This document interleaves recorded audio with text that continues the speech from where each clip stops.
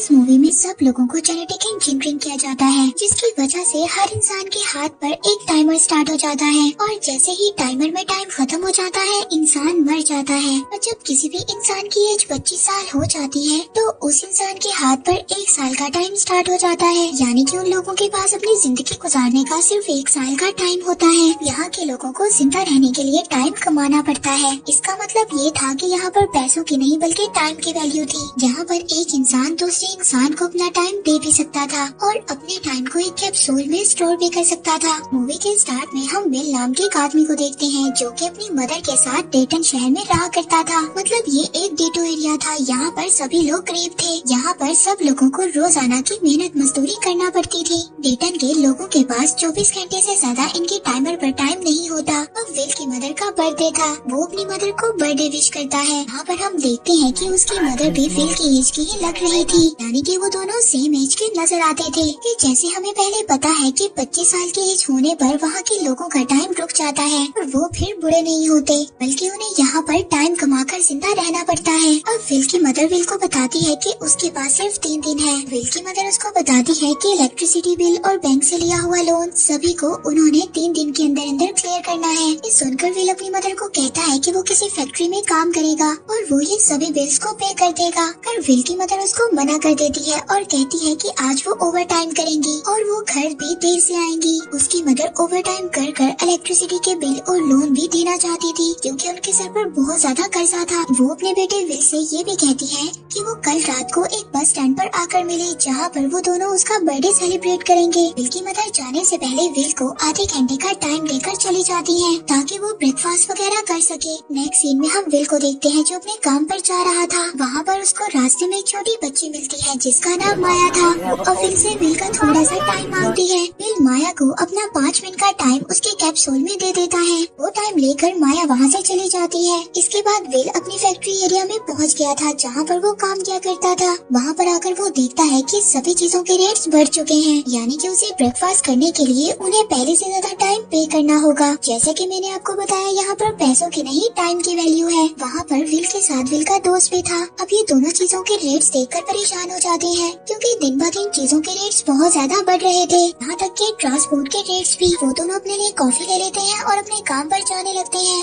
पर तभी वो रास्ते में देखते हैं कि एक आदमी मरा हुआ था, यानी कि उसका टाइम खत्म हो गया था। रात को काम खत्म करने के बाद विल वहाँ से अपनी सैलरी लेकर चला जाता है। अब वो अपने दोस्त के साथ एक क्लब में जाता है। क्लब में जाने के बाद उसका दोस्त बहुत ज्यादा ड्रिंक करता है। उस क्लब में वो एक और आदमी को भी देखता है जो कि बहुत ज्यादा अमीर इंसान था। उसके पास 1 सेंचुरी का टाइम था, यानी कि उस आदमी के पास 100 ईयर्स 100 साल का टाइम था। आदमी जब वहाँ पर ड्रिंक कर रहा था तो विल उसके हाथ को देखता है जिस पर बहुत ज्यादा टाइम था। तो विल उस अमीर आदमी के पास जाता है और उसको कहता है कि उसे यहाँ पर नहीं होना चाहिए था, यहाँ के लोग उसको मार देंगे और मार कर उसका टाइम चुरा लेंगे। मगर वो अमीर आदमी उसकी बातों को सीरियस नहीं लेता और वो ड्रिंक करने लगता है। तभी वहाँ पर एक आदमी आ जाता है। वो वहाँ के इलाके का एक गैंगस्टर था और वो लोगों से टाइम चुराया करता था। उस गैंगस्टर को ये खबर मिल गई थी कि एक बार में एक बहुत ज्यादा अमीर आदमी है और वो वहाँ पर बैठा ड्रिंक कर रहा है। इसलिए वो गैंगस्टर वहाँ पर उस अमीर आदमी को लूटने के लिए आ जाता है। उस गैंगस्टर को देखकर क्लब में से सभी लोग भाग जाते हैं। विल दूर खड़ा उस गैंगस्टर को देख रहा था। अब वो गैंगस्टर उस अमीर आदमी से गेम खेलने का बोलता है। वो अमीर आदमी उसको बोलता है कि मैंने बहुत ज्यादा ड्रिंक की हुई है, इसीलिए सबसे पहले मैं वॉशरूम जाऊंगा। वो अमीर आदमी वॉशरूम जाकर बहुत ज्यादा वॉमिट करने लगता है। पर तभी गैंगस्टर का एक आदमी वॉशरूम के बाहर खड़ा था। विल उस आदमी को मार देता है जो वॉशरूम के बाहर खड़ा था। वो उस अमीर आदमी को लेकर वहाँ से भाग जाता है। विल को भागता देखकर गैंगस्टर और उसके ग्रुप के लोग उनको ढूंढने लगते हैं। पर वो दोनों एक बिल्डिंग का शटर खोलते हैं और उसके अंदर जाकर छुप जाते हैं।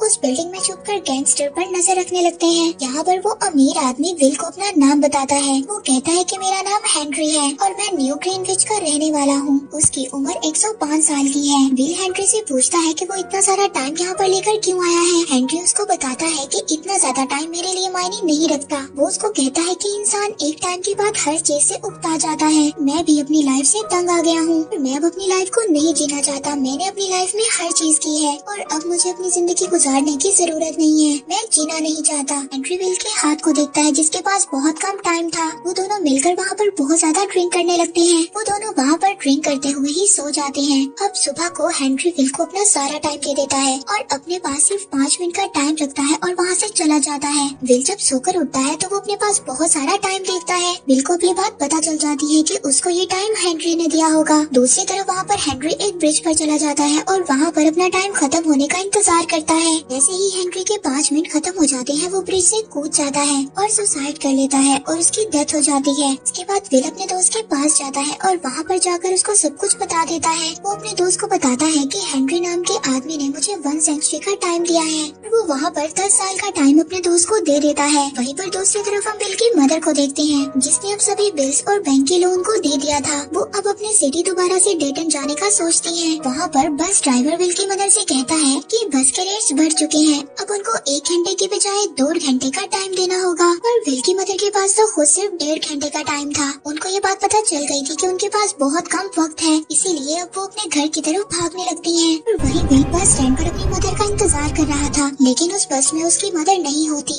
अब वो अपनी मदर को ढूंढने के लिए वहाँ से चला जाता है। विल की मदर अपने बेटे तक पहुँचने वाली थी, लेकिन उनका टाइम खत्म हो जाता है और उनकी डेथ हो जाती है। ये देखकर विल बहुत ज्यादा रोता है क्योंकि उसके पास तो 100 साल का टाइम था, लेकिन फिर भी वो अपनी मदर को नहीं बचा सका। दरअसल विल अपनी मदर को लेकर हमेशा के लिए ग्रीन बीच में जाकर रहने वाला था और उसने ये सोचा हुआ था कि ग्रीन बीच जाकर वो और उसकी मदर एक बहुत अच्छी लाइफ गुजारेंगे। दूसरी तरफ वहीं पर इन्वेस्टिगेशन होती है जहाँ पर हेनरी ने ब्रिज से सुसाइड किया था। वहाँ पर टाइम कीपर्स आ जाते हैं। दरअसल ये टाइम कीपर्स पुलिस की तरह ही होते हैं, वहाँ पर आकर इन्वेस्टिगेशन करते हैं। इन टाइम कीपर्स का काम भी क्राइम को रोकना होता है ताकि कोई भी टाइम की चोरी ना कर सके और सभी एक ऑर्डर में रह सके। टाइम कीपर्स वहाँ पर सीसीटीवी फुटेज चेक करते हैं, लेकिन उनको कुछ भी नहीं मिलता। उनको कुछ भी नहीं पता चलता कि हेनरी का टाइम किसने चोरी किया है। वहीं दूसरी तरफ हम विल को देखते हैं जो टाइम जोन को पार कर अब ग्रीन बीच की तरफ जाने वाला था, जहाँ पर सभी अमीर लोग रहा करते थे। टाइम जोन मतलब सिटी के बॉर्डर्स थे। टाइम कीपर्स को ये बात पता चल जाती है कि विल नाम का एक आदमी बहुत ज्यादा टाइम जोन्स को पार कर ग्रीन बीच की तरफ निकल चुका है। टाइम कीपर्स के पास विल की अब एक पिक्चर भी आ जाती है जो कि टाइम जोन के कैमरा में आ गई थी। ग्रीन बीच में आकर विल एक बहुत बड़े 5 स्टार होटल में ठहरता है और वहाँ पर रुककर वो खाना खाता है। वहीं पर हम एक लड़की को देखते हैं जिसका नाम सिल्विया था। वो एक बहुत ही ज्यादा अमीर फैमिली से ताल्लुक रखती थी।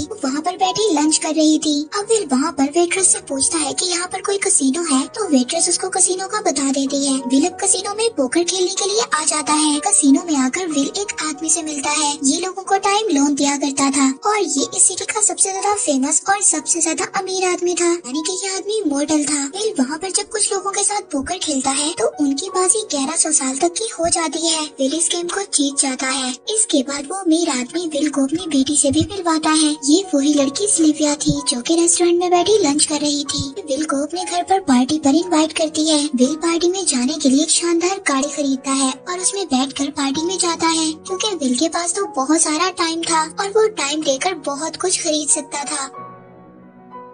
उस सिटी का सबसे ज्यादा फेमस और मशहूर आदमी वहाँ पर उसकी मुलाकात अपनी फैमिली से भी करवाता है। पार्टी में सिल्विया और विल डांस भी करते हैं। ये बात सिल्विया के पेरेंट्स को बिल्कुल भी अच्छी नहीं लगती। वहीं पर दूसरी तरफ टाइम कीपर्स को भी पता चल जाता है कि विल कहाँ पर है। तभी टाइम कीपर्स पार्टी में आ जाते हैं। वो वहाँ पर आकर विल को पकड़ लेते हैं और उससे सारी इन्वेस्टिगेशन करने लगते हैं। टाइम कीपर्स का हेड जिसका नाम रे था वो विल से पूछता है कि इतना ज्यादा टाइम तुम्हारे पास कहाँ से आया। विल उस हेड को सारी कहानी बताता है और कहता है कि एक हेनरी नाम के आदमी ने उसको ये टाइम गिफ्ट दिया है। इस बात पर टाइम कीपर्स के हेड को बिल्कुल भी भरोसा नहीं था। वो विल से वहाँ पर सारा टाइम ले लेता है और विल के पास सिर्फ 2 घंटे का टाइम छोड़ देता है। और तभी वहाँ पर सिल्विया और उसके फादर को भी ये बात पता चल जाती है कि विल एक चोर है और वो एक डेटन नाम की एरिया से आया है। तभी विल वहाँ पर टाइम कीपर्स को मारता है और सिल्विया के ऊपर गन पॉइंट कर उसको वहाँ से कार में लेकर भाग जाता है। टाइम कीपर्स विल का पीछा करते हैं, लेकिन विल उनको डिस्ट्रैक्ट कर वहाँ से भाग जाता है। सिल्विया विल से कहती है कि मुझे तुम पर ट्रस्ट नहीं करना चाहिए था, मुझे अपने फादर की बात माननी चाहिए थी। तभी विल सिल्विया को बताता है कि तुम्हें नहीं पता, डेटन एरिया में जो कि विल का एरिया था वहाँ पर लाखों लोग टाइम की वजह से मर जाते हैं। ये सब कुछ उसके फादर की वजह से होता है जो कि लोगों को इंटरेस्ट पर टाइम देते हैं। पर तभी उनकी गाड़ी के नीचे कुछ आ जाता है जिसकी वजह से उनकी गाड़ी के टायर पंचर हो जाते हैं और उनकी गाड़ी पलट कर गिर जाती है। ये दोनों एक्सीडेंट की वजह से अब बेहोश हो जाते हैं। वहीं पर वही गैंगस्टर आ जाता है जो विल का पीछा कर रहा था। वो वहाँ पर आकर विल के टाइम को चेक करता है जिसके पास सिर्फ 2 मिनट का टाइम था।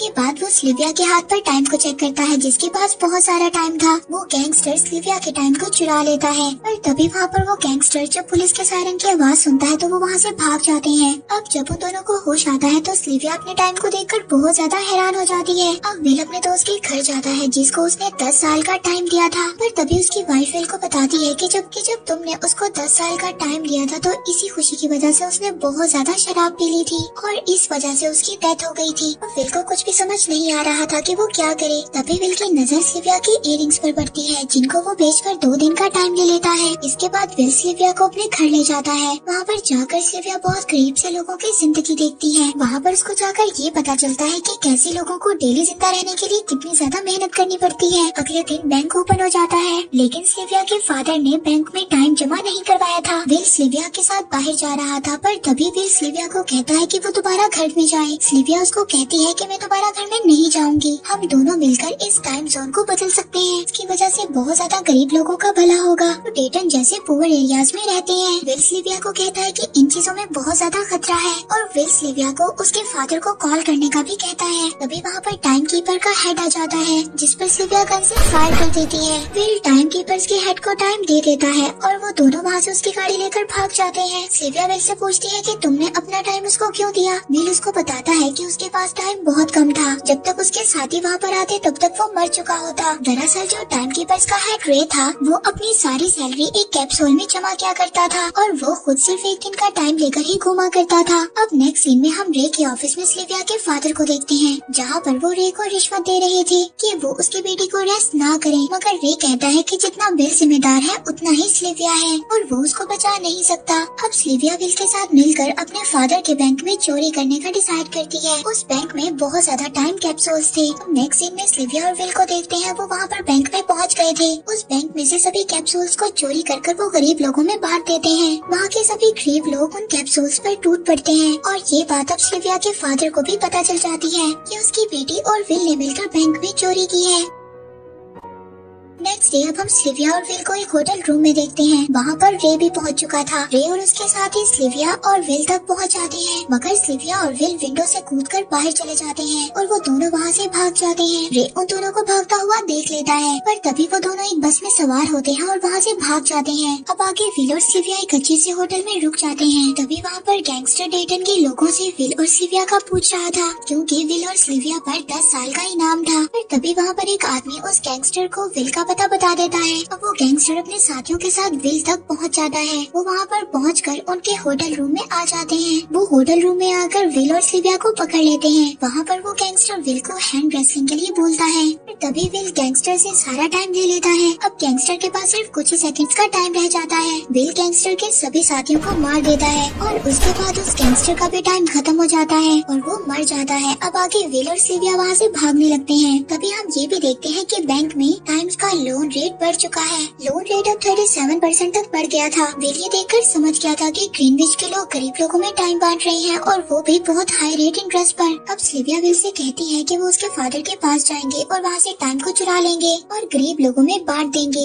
यहाँ पर सिल्विया अपने फादर के पास आती है और कहती है कि मैं यहाँ पर खुद को सरेंडर करने आई हूँ। पर तभी विल उसके फादर के पीछे खड़ा था जो कि उनके गार्ड के रूप में था। विल अब सिल्विया के फादर को गन पॉइंट पर उस जगह पर ले जाता है जहाँ पर उन्होंने टाइम को रखा हुआ था। वहाँ पर उन्होंने एक कैप्सूल रखा हुआ था और उस कैप्सूल में 1 मिलियन ईयर्स का टाइम था। विल सिल्विया के फादर से कहता है कि वो ये टाइम गरीब लोगों में बांट देगा। सिल्विया के फादर उससे कहते हैं कि ऐसा करना बिल्कुल भी ठीक नहीं है। वो उन दोनों को ऐसा करने से मना करता है लेकिन वो दोनों वहाँ से कैप्सूल लेकर भाग जाते हैं। अब ये खबर टाइम कीपर्स के हेड रे को मिल जाती है कि सिल्विया और विल 1 मिलियन ईयर्स का टाइम लेकर भाग रहे हैं। वो उनका पीछा करने लगता है मगर विल और सिल्विया किसी तरह से उन लोगों से बचकर डेटन तक पहुँच जाते हैं। तभी रे वहाँ पर अपनी गाड़ी से उनकी गाड़ी पर टैग करता है जिससे उन दोनों की गाड़ियाँ बंद हो जाती हैं। विल अपनी गाड़ी से उतरता है और वो टाइम कैप्सूल माया को दे देता है जिसको उसने कभी पहले 5 मिनट का टाइम दिया था। वो उसको कहता है कि ये टाइम वो गरीब गरीब लोगों में बांट दे। रे वहाँ पर उन दोनों पर गन पॉइंट करता है, लेकिन माया वहाँ पर टाइम बांटना शुरू कर देती है। उस कैप्सूल की वजह से वहाँ पर हंगामा हो जाता है। इस चीज का फायदा उठाकर विल और सिल्विया वहाँ से भाग जाते हैं। उन दोनों को जब भागता हुआ रे देखता है तो उन दोनों का कार में बैठकर पीछा करता है। वहाँ पर रे उन दोनों के सामने गन लेकर खड़ा हो जाता है। जहाँ पर इन तीनों के पास भी टाइम बहुत ज्यादा कम था। विल यहाँ पर समझ आता है कि रे भी डेटन का ही रहने वाला है। वो ये नहीं चाहता था कि डेटन से कोई भी और आदमी बाहर निकले और अमीर बन जाए, क्योंकि डेटन से अगर कोई ग्रीनविच तक गया वो टाइम कमाकर गरीबों में बांट देगा। इससे सारा सिस्टम खराब हो जाएगा। गरीब लोगों और अमीर लोगों में कोई भी फर्क नहीं रहेगा। फिर रे को दिया हुआ टाइम उससे वापस मांगता है जो उसने रे को दिया था। ये सुनकर रे अपने हाथ को देखता है तो उसके पास तो कुछ ही सेकंड्स का टाइम था। तभी रे का वहाँ पर टाइम आउट हो जाता है और वो मर जाता है। वहीं पर विल और सिल्विया भागकर रे की गाड़ी से उसकी सैलरी ले लेते हैं, जिससे उनके पास काफी ज्यादा टाइम आ जाता है। वहीं पर टीवी में न्यूज दिखाई जाती है कि डेटन के सभी लोग ग्रीनविच की तरफ जा रहे हैं और वो 1 मिलियन ईयर्स का कैप्सूल बांटने की वजह से सारा सिस्टम खराब हो गया है। ये सब टाइम कीपर्स अपने ऑफिस में ये सब कुछ देख रहे थे। वो अब ये समझ आते हैं कि वो कुछ नहीं कर सकते और ना ही वो अपनी जॉब कर सकते हैं। ये वो सभी अपनी जॉब छोड़ देते हैं और घर वापस चले जाते हैं। वहीं पर दूसरी तरफ हम सिल्विया और विल को एक बैंक के बाहर देखते हैं। इसका मतलब ये था कि वो एक और बैंक में चोरी करने वाले थे और इसी के साथ इस मूवी का यहीं पर एंड हो जाता है।